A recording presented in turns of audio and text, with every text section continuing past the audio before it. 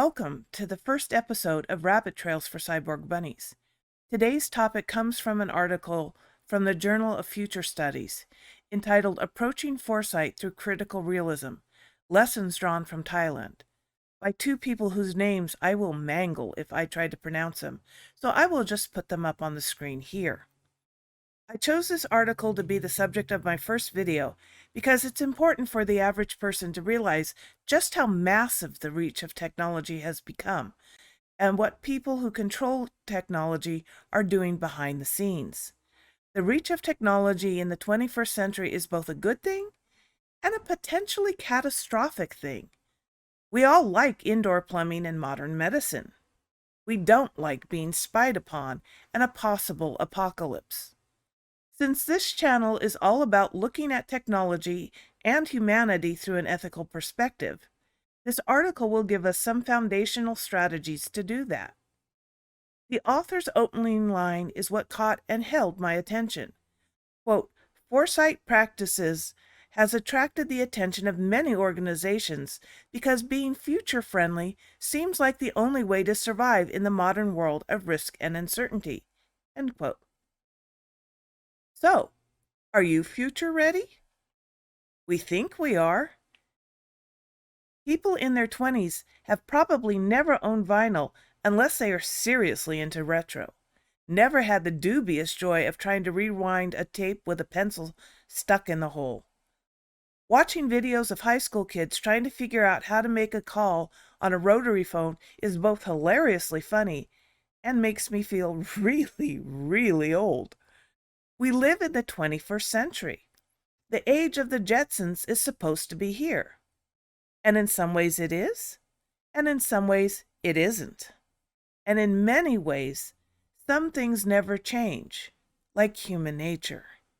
Technology can change the way human nature finds expression, and we'll be taking a look at that a lot in this channel. Corporations and institutions develop foresight tools to do just that. According to the authors, the United Nations Development Program, UNDP, developed a toolset for foresight in the form of a step-by-step manual for newcomers in the Global Center for Public Service Excellence in 2014. A practical foresight guide with a collection of popular tools is readily available online, as in Shaping Tomorrow by the Future Lab based in London. One thing that drew me to this article was the author's concern that not enough discussion is being done on how these questions of the future are being framed. There is an increasing concern with ontological and epistemological questions. The future you want is to know that you will in fact exist. Corporations are all about profit. The future me wants to know human happiness will still exist for the majority of humans on the planet.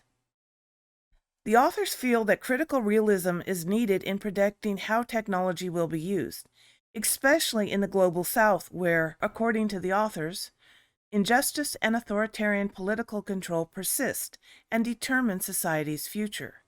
Critical realism's advantage is in unpacking the social reality embedded in the structure, which constrains the development towards a better future for all. Such reality cannot be measured by empirical evidence. However, an investigation into the underlying economic, social, and political structures is required to unpack the event generated by causal mechanisms and conditions. The presence of injustice and authoritarian control is also existent in the society rather than inside one's interpretation. This article draws lessons from foresight practices in Thailand to illustrate a suitable critical realism approach to future studies. Knowledge about the future is projected from the present reality of strong social and cultural conditions.